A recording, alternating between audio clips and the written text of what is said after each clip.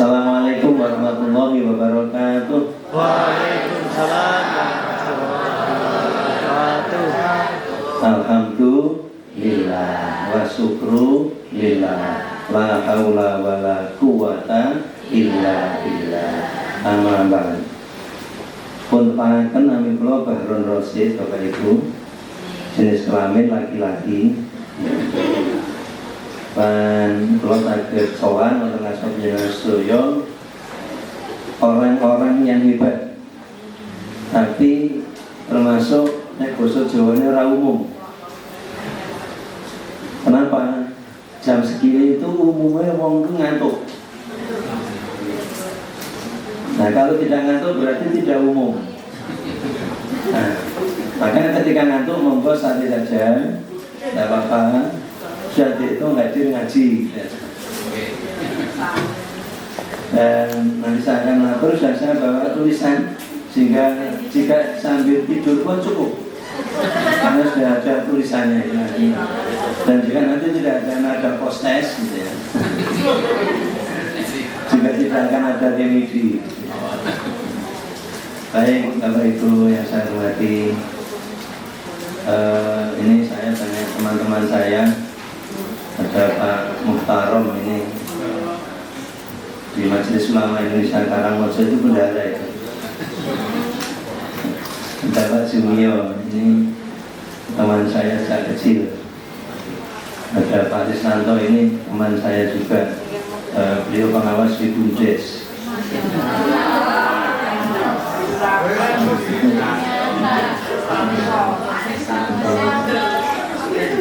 Gajinya banyak.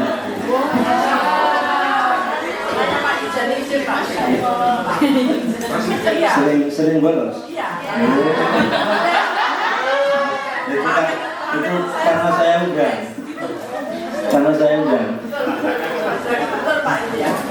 Ada Pak Awaludin dan semuanya. Alhamdulillah. Nah, judulnya adalah mampukah aku meningkatkan level diri.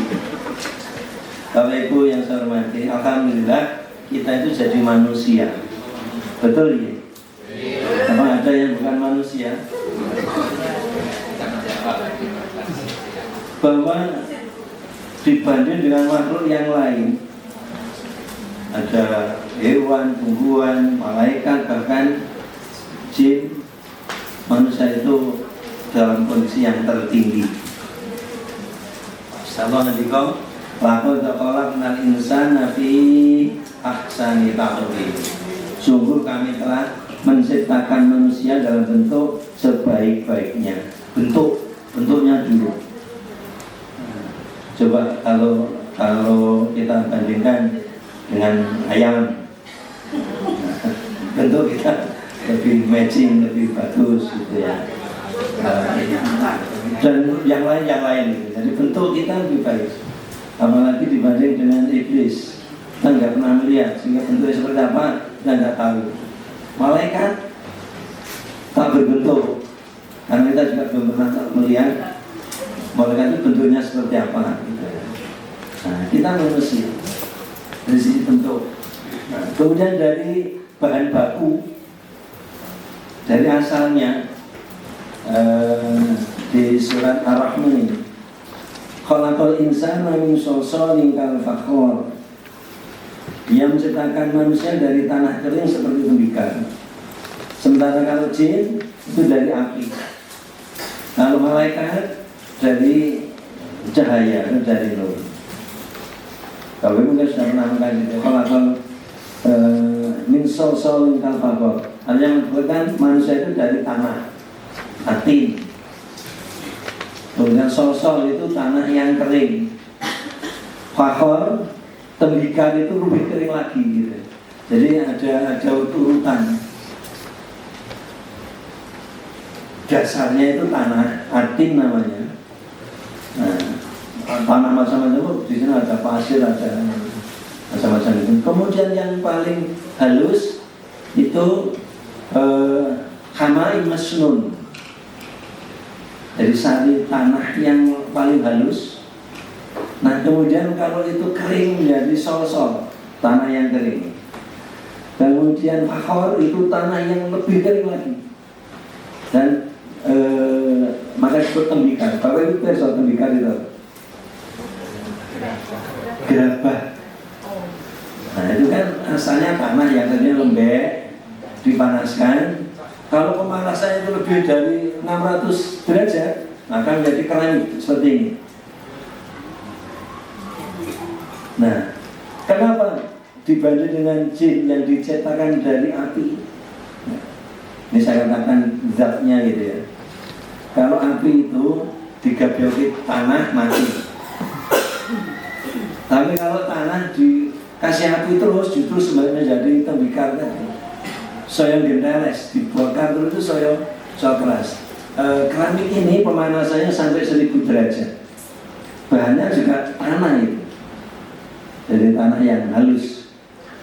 Nah, kemudian dikeringkan, sol-sol, kemudian dibakar. Nah, ini manusia. Tapi tidak cukup akan kita bahas. Ini kan garis besar saja. Dan saya nanti akan berhenti ketika snack yang jumlahnya 5 ini habis. Jadi kalau biar cepat selesai, cepat didahar. Nanti langsung habis Pak, kita akhiri. Saya jangan hitung 5 tadi. Oke. Nah, ini dari sisi manusia. Kemudian Bapak Ibu, kalau malaikat itu dari sisi sifat. Malaikat itu makhluk yang paling taat terhadap Gusti Allah. Dia tidak pernah salah, tidak pernah makan, tidak pernah minum, tidak pernah tidur, tidak pernah nikah. Kalau dari sisi makan, maka kadang-kadang pertemuan RT itu ini malaikatan ini. Kenapa malaikatan? Gak pakai snack, gak ada. Malaikatan itu malaikat, karena nek malaikat terang gue snack. Sering kalau dengar ini malaikatan gitu. Itu malaikat. Gak pernah salah. Sementara iblis itu aslinya Bapak Ibu makhluk Allah yang paling taat awalnya. Tapi karena kemudian dia punya sifat dasar cemburuan, begitu diciptakan Adam maka Malik seringat. Bapak Ibu bisa bedakan antara iblis, jin, setan. Iblis itu kalau manusia itu ada. Jadi jin pertama kali yang diciptakan oleh Allah itu iblis itu. Nah, jadi kakek moyangnya jin itu iblis. Kalau kakek moyang kita itu ada. Kemudian kalau iblis itu tidak pernah beriman kepada Gusti Allah. Kalau jin itu bisa ada yang beriman, ada yang kufur. Ono sing ngengkelan, ono sing ndenake, kaya guru-guru itu. Nah, kalau setan apa? Kalau setan itu sifat pemalas yang selalu mengajak ke dalam hal-hal yang keburukan. Kalau jin makhluk halus, iblis makhluk halus. Kalau setan bisa ada yang halus, ada yang tidak halus. Karena apa? Minal jinnati wan nas. Dari golongan jin dan golongan manusia. Nah, kalau jin tidak pernah berbuat benar, tidak pernah melakukan kebaikan, itu kontranya malaikat. Nah, sedangkan kalau manusia itu di tengah-tengahnya.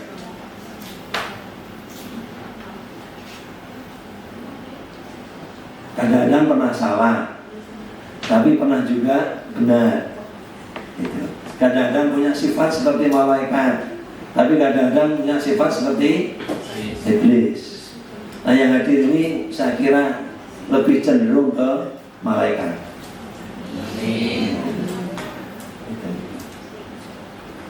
makanya kenapa ada halal bihalal yang baru saja selesai. Ya karena kita manusia. Paginya itu yang suami istri sama suami istri saling menangis berpelukan, bapak aku minta maaf yo aku nggak salah, yo saya nggak salah aku. Sore pagi itu. Nah ya, kenapa? Karena manusia gitu. Karena manusia. Jadi manusia itu memang kadang-kadang benar, kadang-kadang salah. Nah Bapak Ibu, justru disitulah fungsinya tuntunan, fungsinya agama. Karena sifat-sifat kita itu akan cenderung pada kondisi tertentu. Kalau di satu sisi itu dominan, maka dia akan menjadi sifat aslinya. Bapak Ibu,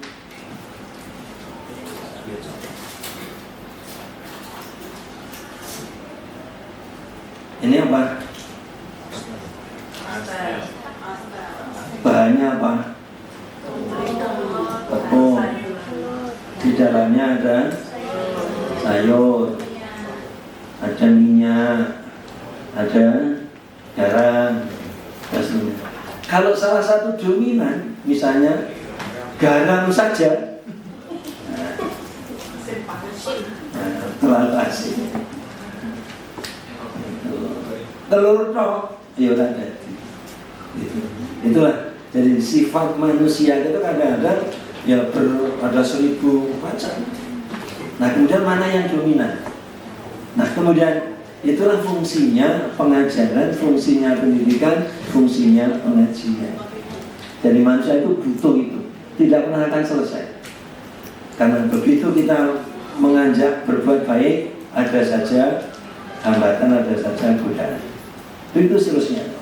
Maka kemudian kalau masuk ngaji terus gitu, ya ngaji, karena ada habis-habisnya ngaji itu. Baik. Nah apalagi kalau sekarang kita lihat Bapak Ibu manusia yang punya profesi, ini di pendidikan. Bapak Ibu, ini bukan hadis yang saya tulis di sini. Ini pendapatnya Mubarak dalam bukunya Ibnu Mubarak dalam bukunya Tahzibil Al-Kamal.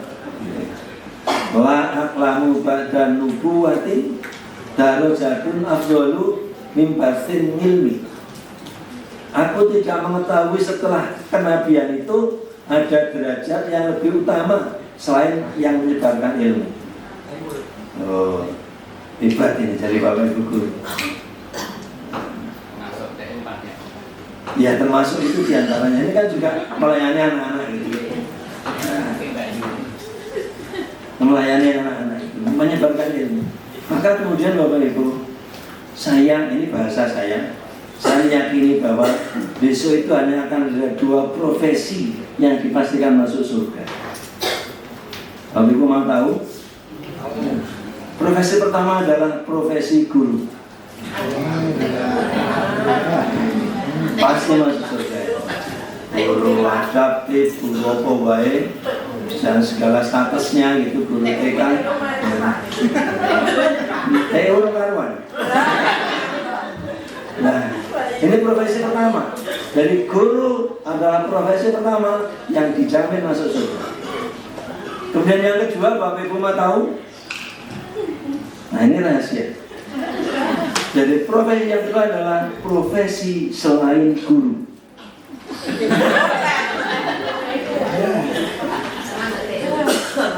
Ya termasuk itu pensiunan barang menunggu.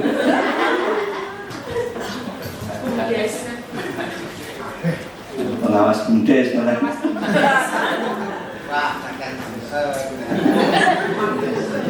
Clear itu. Karena bersama saya penasihatnya, beliau pengawasnya. Oke. Jadi kemudian kita dalam kesadaran melalui proses. Tadi saya sebutnya ada malam bulan puasa, ada training, di rumah ada kajian, ada arisan pra keluarga, RT, ada MPMP ada ya? MPMP apa saya? Masih MPMP ya?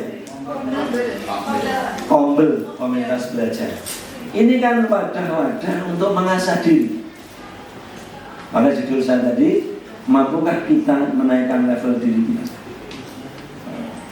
Melalui proses itu kemudian Allah SWT menyebutkan dalam surat ke-35 surat Fatir. Mari kita baca bersama-sama kali ini. A'udzu billahi minasyaitonir rajim. A'udzu billahi minasyaitonir rajim. Summa awrasnal kitabal ladzi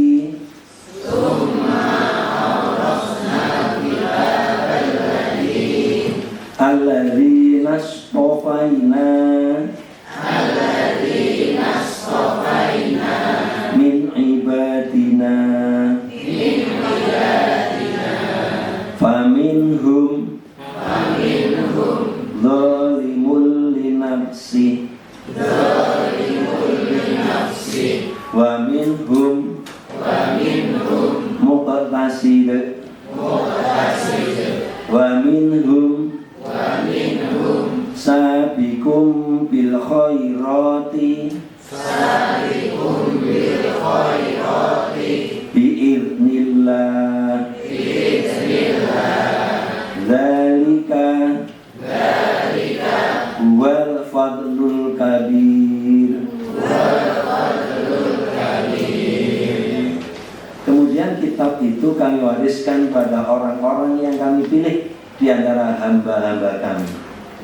Lalu di antara mereka ada yang menzalimi diri sendiri, ada yang pertengahan atau muqtasid itu, dan ada pula yang lebih dahulu berbuat kebaikan dengan izin Allah. Yang demikian itulah karunia yang besar. Bapak Ibu, jadi melalui proses penempaan diri, pendidikan, pelatihan, kursus, ngaji macam-macam itu, kita mempelajari kitab. Di sini al-final kitab. Setelah orang itu ngaji, setelah orang itu belajar, gitu, kemudian ada 3 golongan. Di sini saya katakan level atau kelas. Sehingga ini saya menuliskan ada 3 kelas. Kelasnya di sini adalah kelas sekolah, Bapak Ibu. Bukan kelas rumah sakit. Karena beda. Kalau kelas sekolah itu awalnya kelas 1, naik ke kelas 2, naik lagi ke kelas 3. Tapi kalau rumah sakit yang paling depan kelas 3. Kalau naik kelas 2. Kalau naik lagi kelas 1. Wali-wali itu. Nah, kita kangsen kelas yang dimaksud adalah kelas sekolah, bukan rumah sakit. Ada itu yang seseorang yang karena keterbatasannya mengantarkan istrinya melahirkan. Pak, mersake kamar nomor pinten pun nomor tunggal mawon, kelas tunggal mawon gitu. Karena merasa tidak punya uang untuk bayar.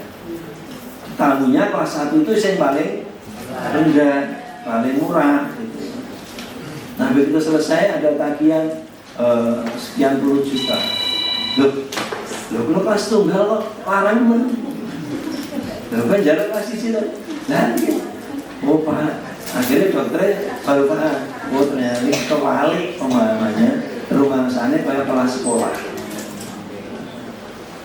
Ya ingat ya, diundang ke keluarga ini kalau Pak RT boleh sumbangan. Ya wes, tetap bayar kelas 3 baik, bacut. Oke, jadi kelas yang di sini adalah kelas sekolah. Kelas 1 atau level 1. Ini ayat ini saya sebut sebagai level meter. Alat untuk mengukur seberapa derajat kita, level kita dalam entitas ini. Mari kita lihat. Kira-kira aku kelas 1, apa level 2, apa level 3. Nah, yang pertama adalah al-zalim. Dari disebut zalimun nafsi. Zalimun nafsi. Yang kedua al-muqtasid. Kemudian yang ketiga asyobik. As-sadid. Nah sekarang level 1 mari kita lihat. Ciri-ciri orang kelas 1 itu adalah yang disebut al-dhalim, itu dia itu sudah beriman tapi masih bodoh. Bodoh itu apakah bukan karena tidak sekolah, mungkin S1, mungkin S2 juga, tapi dia tentu saja bodoh. Bodoh dalam hal tertentu.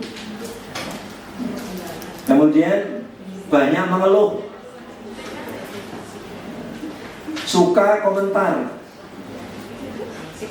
cenderung malas, mudah marah, dan egois. Aneh orang sih kalau ini.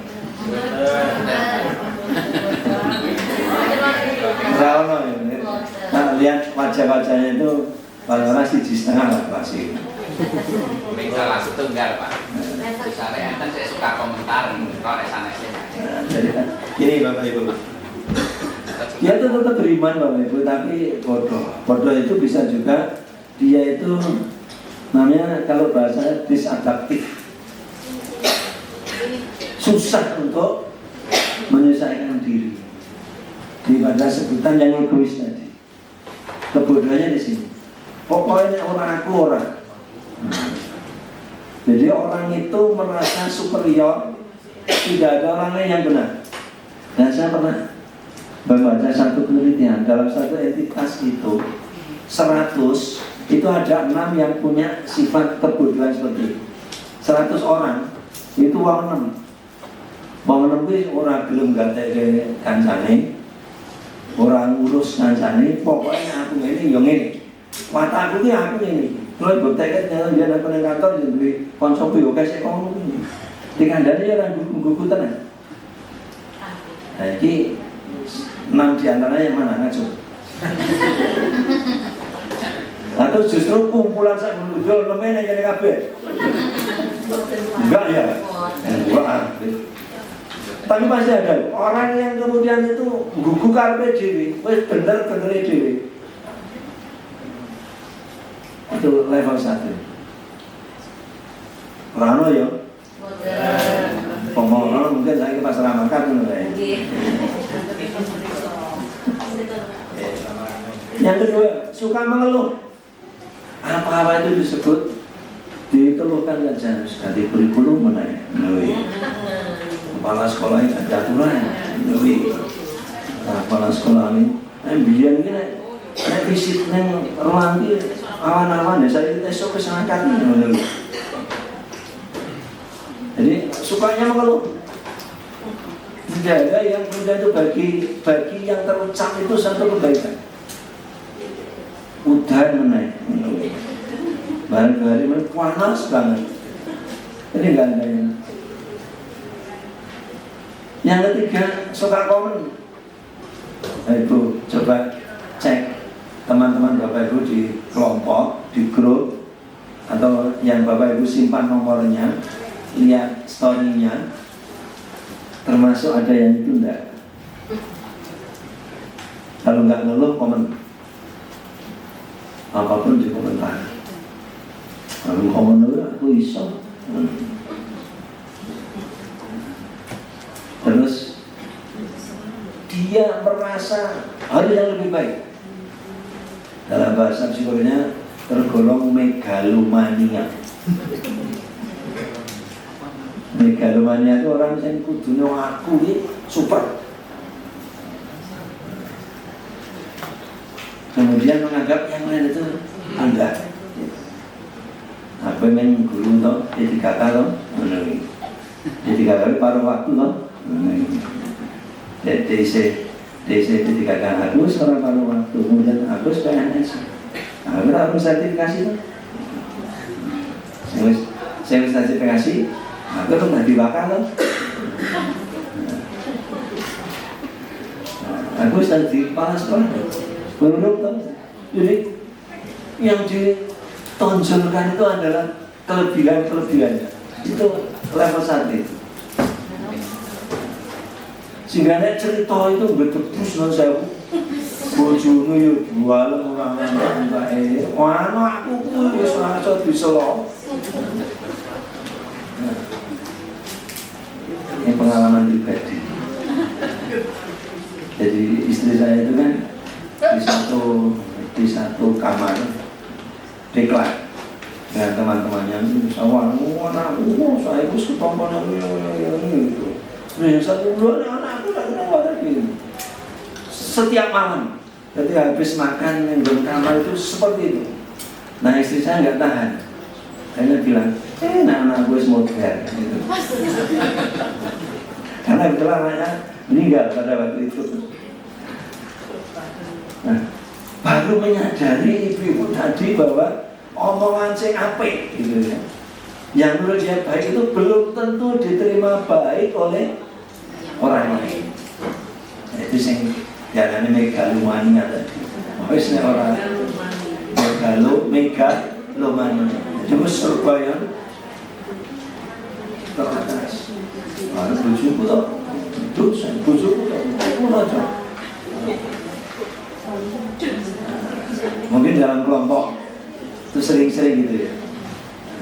Bapak Ibu nyerita ke putranya, nyerita ke orang tuanya baik. Tapi kadang-kadang kalau kemudian yang paling dominan diceritakan kebaikannya seolah-olah paling baik, itu masuklah ke dalam level yang pertama tadi. Kalau orang lain akhirnya kemudian sebel. Kalau sekali itu mungkin apresiasi. Kalau sampai 3 kali, yang lain sudah mulai nggak suka. Betul. Nek diceritani gambarnya kan diumumin itu. Oke. Ya. Jadi suka komentar, apa-apa dikomentari. Gitu. Dan ini biasanya ini tapi mau jangan bersinggung karena komentar saya tanya Pak gurunya, keluarganya semua putri ya, dia Pak ini hampir 90% perempuan semua. Gitu. Bapak Ibu, ini orang guru SMK 1 ini. Jadi ketika itu bareng-bareng pegangan jagung Om Limo gitu ya. Biasanya ibu-ibu itu. Ini bukan ibu-ibu guru SMK 1. Datang itu si Dewi berjalan bentar. Ini si Ngerian Sopo. Jadinya juga ibadah saya ini kan biasa itu kan dulu menunggu. Ciri-ciri kelas 1 itu. Habis itu saya sampai pun saya melenggahkan di desa sampai Jawa Tasto, kali menganggap Bugatti, kesenggahan pinara wonten Panti Bujo, dahar sakon dari pun ganti prasojo, dahar si Dewi ngambil bakso. Bangetan bakso ini ciri-ciri.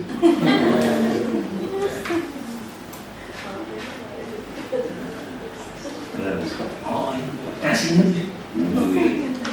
Kan mana? Iseng itu bakal lagi. Bakso ini ciri-ciri. Utai mana? Utai itu bakso apa? Ayam. Nah, komentar itu pasti seperti itu. Ya. Ini yang utai lima mau bakso. Bilang ke lain. Komentar lagi. Kalau nasi merah itu, menunggu. Terus apa saja dikomentari sehingga orang yang kelas 1 ini menurut saya penglihatannya tidak pernah melihat sebuah kebaikan. Yang ada itu pasti kekurangan. Coba Bapak Ibu kumpul Pak kelas lainnya. Sudah berapa tadi nama terus sudah 1 bulan lebih ya? Oke. Bapak Ibu coba setelah kenal 1,5 bulan itu cari kebaikannya 6 kepala sekolah, 6 saja.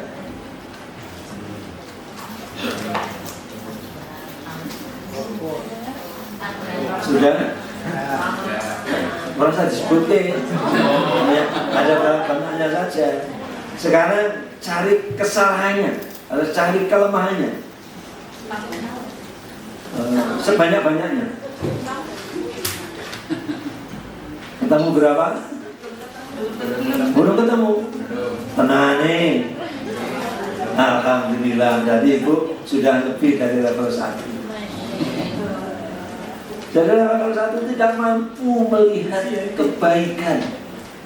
Kalau di grup medsos itu kan, Bu Guru ngerangkai sengaja 1, 2, 3, salah satu disalahkan, yang dikomentari 1 yang salah, yang 9 yang baik, yang benar tidak dikomentari.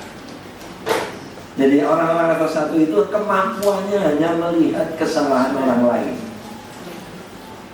tidak mampu melihat apalagi apresiasi kebaikan.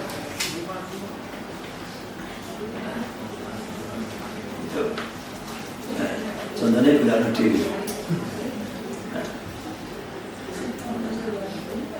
Nah kemudian egois tadi sudah, cenderung malas dan suka marah. Opo-opo orang kebenaran, opo-opo orang benar. Nah, baik, moga-moga yang level ini sudah kita lewati. Kalaupun ada sing dibacut, ya wis. Untung jenengan ninggali aku, tadi apa jenengan aku matur ini. Aku bisa menyesuaikan. Dan ini yang bagian pengembangan SDM. Ini setiap bulan ada seperti ini. Berapa jam pelajaran? JPR. Dari tadi sampai sekitar 3 ya. Minimal 2. Nah, sekarang ini kalau diklat itu masih dihitung orang. Akumulasi dari JPL diklat itu masih ya.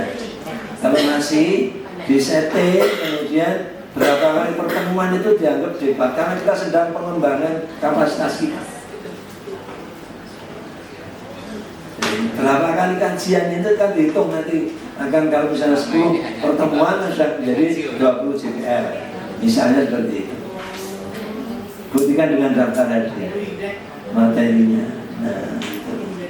Aku nanti bisa penilaian itu atau tidak. Kalau masih ada, manfaatkan itu. Sisa gitu. Biasanya urusannya yang bakal apa? SDM. Nah, diatur gitu. Nah, sementara kan kita biasa saja. Nah, kalau itu sudah kita manfaatkan, ada nilai tambahnya. Dari sini yang pasti.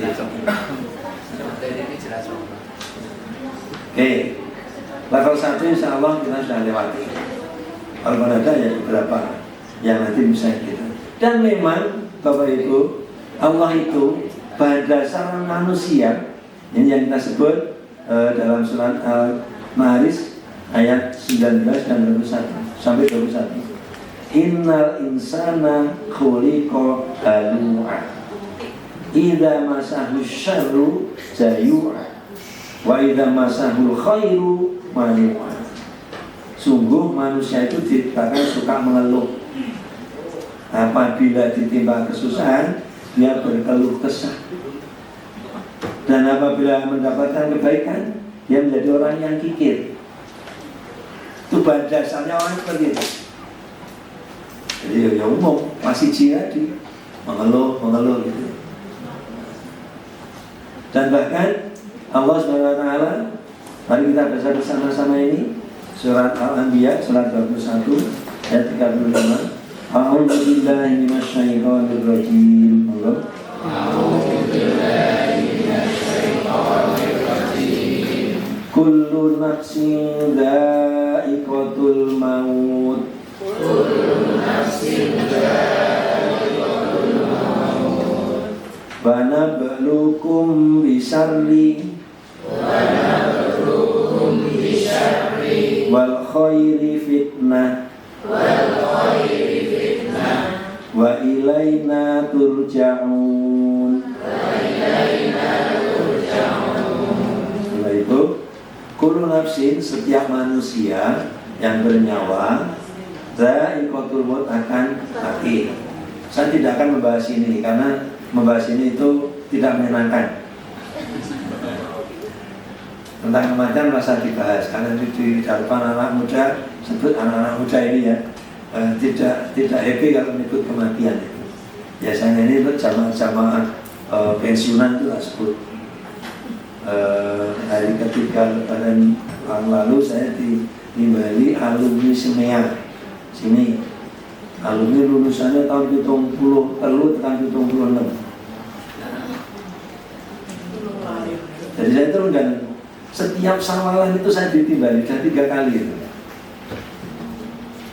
Kemarin di Kulor, Opal Kulor itu. Di mereka sudah para pensiunan semua di tahun itu. Dan pernah semua. Nah itu cara bukan itu cocok gitu maksud saya. Nah itu kan cocok gitu. Maka yang saya kajikan bukan matinya, karena sebelum mati kan masih hidup. Nah selama hidup itu wana belukum bisari wal khairi fitnah. Sebelum mati, selama hidup itu kita akan dicoba oleh Allah dengan keburukan, sari, nek jawane saru. Ojo sampai saru. Saru itu berarti elek. Nah, itu bisa bahasa Arab itu. Saru ini, ojo saru, elek. Kita akan dicoba dengan sari, dengan keburukan, wal khairi, dan kebaikan, fitnah sebagai ujian. Jadi memang kita akan mengalami itu. Dan saya kira Bapak Ibu sudah mengalami itu semua. Dan nyatanya sampai di sini. Pak Jemio sudah 59, hampir 60. Pak Taro? Berapa Pak Taro? 60 lagi. Sebentar lagi 60. Nah, 1 Mei pensiun. Kok saya belum ngaji? Jadi ayat ini menyebutkan bahwa selama hidup dari lahir sampai sekarang akan pernah mengalami ujian itu, keburukan dan kebaikan sebagai ujian bagi kita. Dan nyatanya sudah hampir 60 tahun lolos, sekarang masih hidup. Itu artinya sukses. Dan pasti kita akan menghadapi itu. Dan Bapak Ibu kira-kira coba menurut panjenengan, kita akan mudah lulus diuji bahagia, diuji kebaikan atau diuji dengan kesusahan? Kesusahan. Kira-kira lulus sendiri. Kesusahan. Nah, Pak Jemio susah. Nah, yang lain? Udah Indonesia. Oke, saya dibalik. Kira-kira awalnya duit eling karo sik kuasa karo Gusti Allah mungkin lagi susah apa lagi seneng? Susah. Lagi susah. Jadi nek diberi kesusahan itu biasanya terus kita dekat karo Gusti Allah. Agak sakit ya Allah, ngono gitu. Itu diuji dengan kesusahan ternyata akan dekat dengan Gusti Allah. Tapi kalau sedang bahagia biasanya malah lupa. Coba Bapak Ibu, kalau bersama-sama rombongan bahagia, mau hajatan teman yang sedang manten, atau mau bersama-sama healing, ada nggak zikir di perjalanan itu kira-kira? Karaoke gitu ya. Nah, karena kita sedang bahagia, kita sedang diuji dengan kebaikan. Biasanya kalau Gusti Allah lari, nanti terus ngasar dulu, aku harus ulung. Tapi orang yang diuji dengan keburukan umumnya lolos. Bapak Ibu, yang sedang itu baru saja itu jelang Ramadan itu, ada seseorang yang semula profesinya itu ojek online, pintar, biar dia mengorganisasikan teman-temannya, sampaikan dia menjadi ketua serikat pekerja, masuk ke dalam parpol, menjadi tim sukses pilpres, akhirnya oleh presiden dipercaya menjadi wakil menteri. Diuji, dia rekoso, lulus dia, belajar terus, berjuang terus. Tapi begitu diuji dengan jabatan hanya 10 bulan jatuh. Sopong Malah gue ya. gue orang wakil menteri tenaga kerja. Sekarang sedang proses persidangan, belum ragu. Itu contohnya saja. ketika diuji dengan berbagai macam hambatan, dia tegar, dia lolos. Tapi begitu diuji dengan kemakmuran, jatuh. Dan itu banyak di antara orang-orang yang punya potensi di situ justru jatuhnya di situ. Maka kemudian kan jatuhnya seseorang itu adalah kenikmatan kebahagiaan tahta, harta, wanita. Wanita ini wong lanang gitu. Nah waktu ya pawane, odo. Jadi biasanya jatuhnya di situ. Kalau dia dalam kondisi tidak punya apa-apa itu tidak masalah. Sehingga pernah diingatkan oleh Allah dalam satu ayat. Fabtaghi fima ataka. Fabtaghi ma ataka Allahu daral akhiratan wa la tansa ila nasibaka allati. Dan carilah bekal untuk kebaikan akhiratmu dari apa yang telah diberikan kepada kamu. Tapi jangan lupa kebahagiaan di akhirat. Ayat ini sebenarnya diturunkan untuk mengingatkan kepada Nabi satu peristiwa. Namanya ada sahabat Nabi Musa alaihissalam, namanya Korun. Korun itu dulu orang yang prasejo, orang yang miskin. Dia pintar, tapi kemudian karena dia sahabatnya atau saudaranya Musa, terus tujuannya kon mas bapak doakan Nabi Musa menjadi wong sugih gitu. Nah betul dituakan dan berhasil, bisnisnya berhasil lancar, bahkan dia menjadi konglomerat karena bersama-sama dengan penguasa pada waktu itu. Penguasanya siapa? Fir'aun. Sejak dulu itu memang pedagang itu kalau berdekatan dengan penguasa itu sukses. Namanya oligarki. Nah, Korun itu juga beroligarki pada waktu itu dengan Fir'aun. Sehingga fasilitas-fasilitasnya dikuasai oleh tambang-tambang itu dikuasai oleh Korun. Nah, kemudian diingatkan oleh Musa, ya sebagian hartamu kulit itu gunanya bisa mengakhirnya. Dia jawab di ayat berikutnya, orang iki aku ini mergo kepintaran. Nah, jadi ketika dia sedang susah, dia tahan. Tapi begitu diuji dengan kelebihan harta, dia menjadi lupa dan menjadi gigil. Akhirnya Allah menghukum Korun itu ditenggelamkan seluruh hartanya, berikut orang dan keluarganya dipendam di dalam tanah. Baik Bapak Ibu. Nah, kita akan diuji itu. Maka di level-level awal ini biasanya kita akan mampu mengatasi berbagai macam ujian. Ini yang level 1. Sekarang level 2, naik sekarang Bapak Ibu.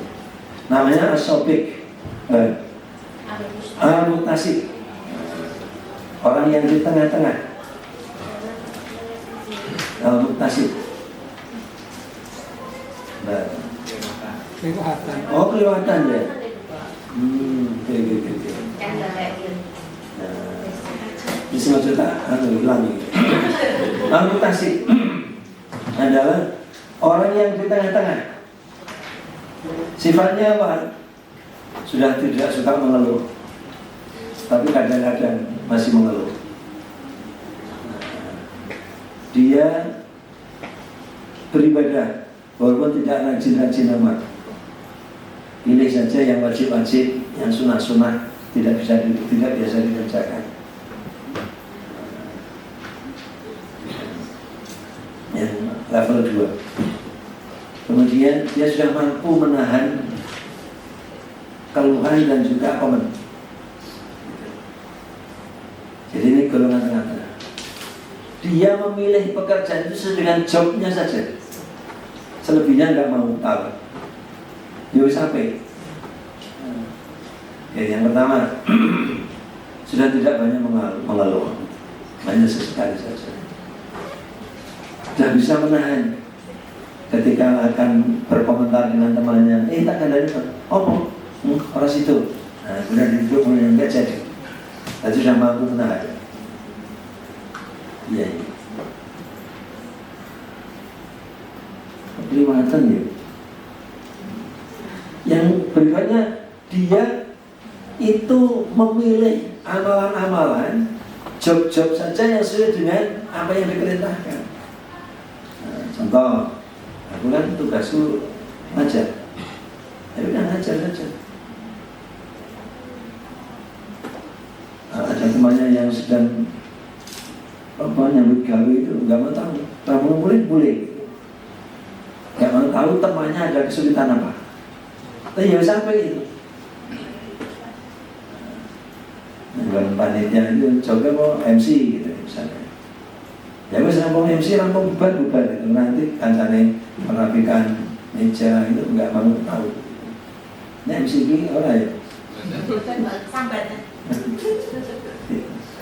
Jadi itu sampai kalau itu. Tapi hanya pilih ibadah ya gitu aja. Biasanya wajib baik. Sunat-sunat enggak. Nyawal gitu. Kemarin 1 bulan penuh ya. Nyawal enggak. Apalagi Senin Kamis gitu. Sholat 5 waktu ya oke. Tapi sunahnya jarang. Apalagi sholat lain gitu. Kira-kira kelas sendiri. Nah, siji wis ora yo. Nek kelas loro, masuk ora. Kata-kata kita iwan. Oke, itu ya level 2. Tapi ini sudah baik Bapak Ibu. Nah kemudian yang level 3 adalah asabik.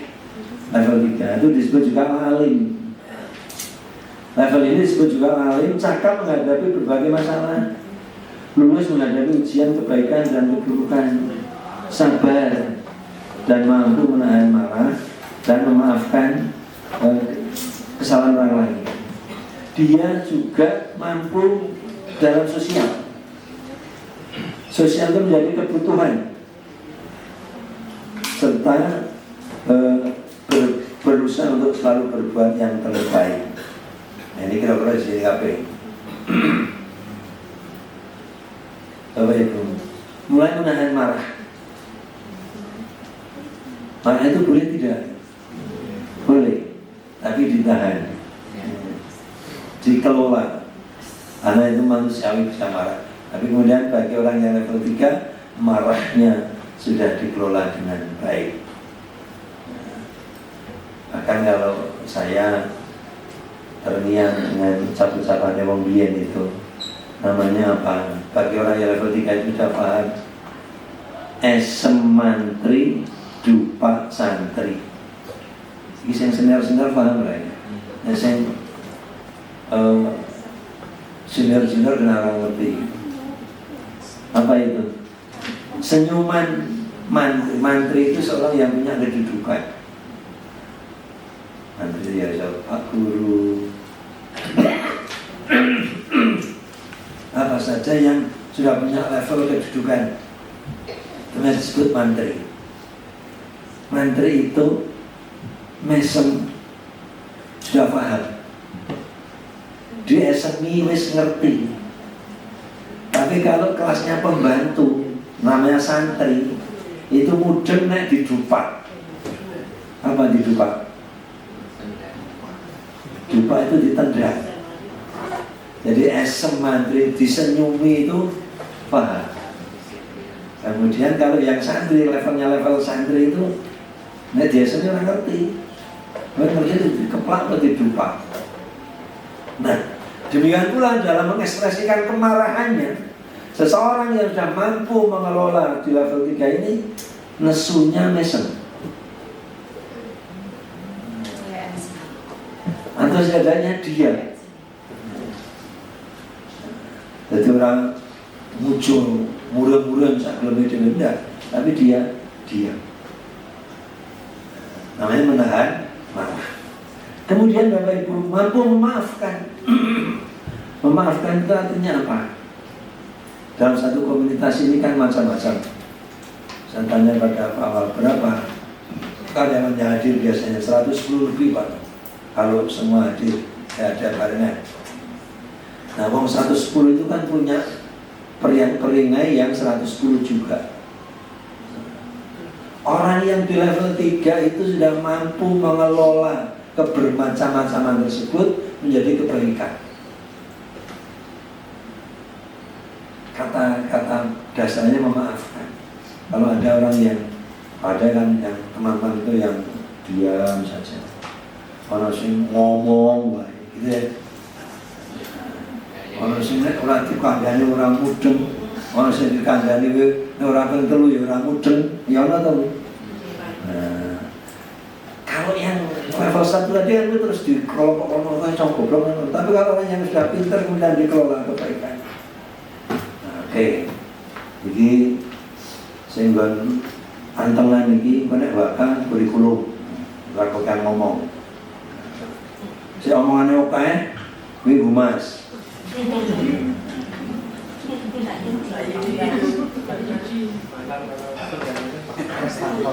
Biasanya terserah tuh. Itu kelebihannya dimanfaatkan. Ono kan saya dulu sing pelit banget dong. Bendahara. Jadi orang yang di level 3 itu sudah bisa memahami bahwa ini adalah punya potensi yang berbeda-beda, yang kemudian dia bisa dimanfaatkan kebaikannya dengan menafikan kesalahan dan kekurangannya. Kalau dalam entitas seperti ini, insya Allah terjadi harmoni yang luar biasa. Memaafkan yang berikutnya adalah ketika seseorang ada punya peringatan tertentu, orang tersebut kemudian memahami. Ya, itu isani yang ngomong. Maklum, saya pernah ada seseorang yang mengkonsultasi ke rumah saya, Pak, saya mau cerai. Kenapa? Ini bojo kula niku bualake orang dilit-dilit bengok. Dalam memahami wis pirang tahun, pun 24 tahun Pak. Ki duwe anak orang nggih gadah kali Pak. Sing siji pun mahasiswa, sing siji pun jendel saja Pak. Oh iya betah Pak, nggih betah Pak. Biyen ya bengok-bengok nggih. Hawa betah kan biyen kok ya karek terus kewe kok aku. Nah wis 24 tahun dibentaki terus betah kok iki. Kenapa tidak? Artinya kan aku wis ngerti tau kata bojomu, ket biyen yo ngono lha nggih.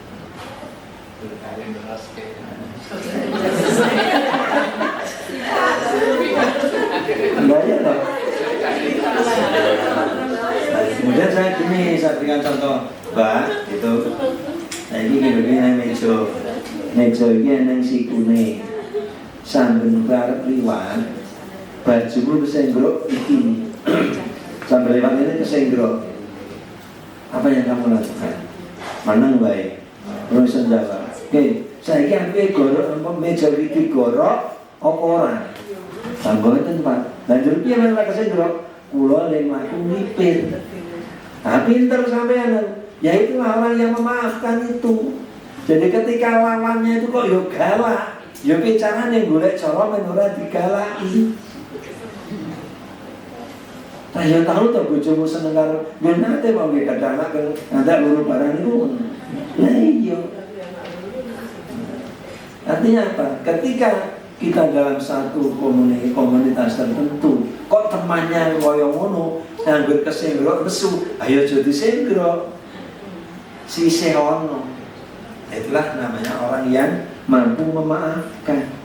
Jadi orang sekedar nol ya bukan itu. Memaafkan itu adalah memahami, kemudian memaklumi, kemudian menempatkan dirinya biar tidak ada konflik.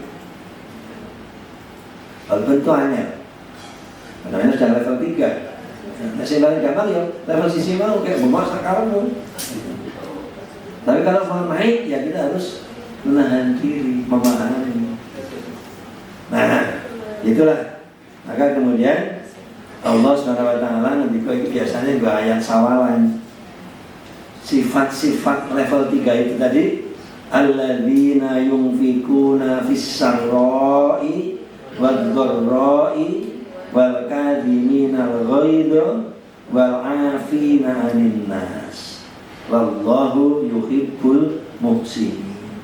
Yaitu orang-orang yang sedekah, infak, baik dalam keadaan longgar maupun dalam keadaan sepi. Kemudian menahan marah tadi, tak mampu menahan marah.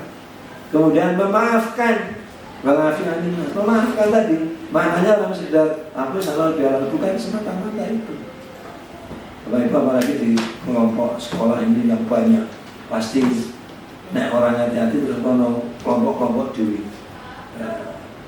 Biasanya geng walaupun tidak memberikan nama, tapi punya kecenderungan yang memiliki sifat-sifat yang sama, selera yang sama itu menjadi satu.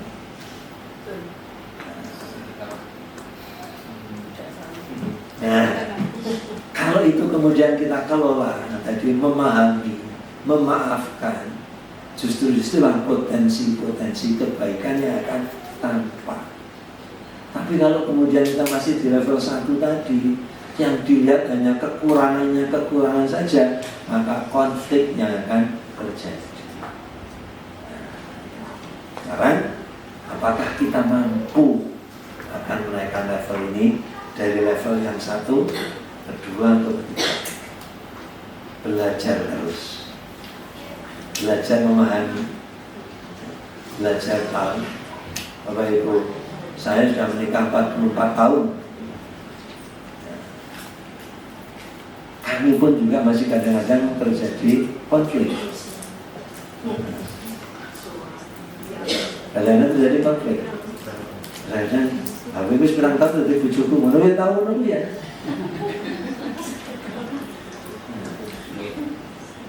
Pasti ada yang dan di dalam rumah tangga pasti kita sering mengalami perbedaan. Itu banyak sih ngaporan terus itu maksud saya. Seperti kelebihan kekurangan, apalagi yang dalam ini Gus Dewi ketemu pasti nanti kalau kita tidak mampu memaafkan, banyak akan terjadi konflik di antara kita. Nah, Bapak Ibu, kesimpulannya bahwa kita akan mampu memberikan layanan terbaik kepada anak kita sebagai tanggung jawab kita sebagai pendidik dan tenaga pendidikan. Manakala kita mampu menjaga harmoni di antara ini. Caranya ini tingkatkan level kita. Sik mau nek kulino guru pokok dirasani ampet. Kelola mana yang terbaik kita optimalkan. Tidak ada yang itu bahasa saya. Tidak ada yang terpenting di antara kita. Siapapun kita. Dan tidak ada yang tidak penting di antara kita. Siapapun kita. Para kepala sekolah, bakal, KPU, guru, semuanya punya peran yang penting untuk anak-anak kita. Jadi ending dari level yang meningkat ini adalah ternyata satu, kapasitas kita naik, hidup kita akan menjadi semakin sejahtera bermakna karena menghilangkan rasa-rasa yang tadi serba jelek-jelek mulai kita kelola. Tapi lebih dari itu adalah kita bisa memberikan layanan terbaik pada anak-anak kita yang oleh orang tuanya dititipkan pada kita. Dan itu adalah sebagai lahan pengabdian kita yang notabene kita akan dapatkan kehidupan dari pengabdian kita kepada anak-anak kita. Baik, selainnya sudah habis, mampukah kita meningkatkan level kita masing-masing? Insya Allah bisa. Ada tanya jawab? Monggo silakan. Di Pandu. Monggo Bapak Ibu, menawi ada pertanyaan yang akan disampaikan, saged angkat tangan.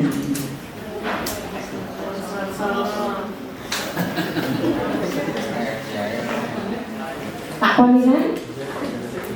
Oh. Monggo Pak Bu, wonten yang mau memanfaatkan waktu sesi tanya jawab ini? Pas ya. Baik, untuk sesi tanya jawab kita lewati dari kajian pada siang menjelang sore hari ini dapat kita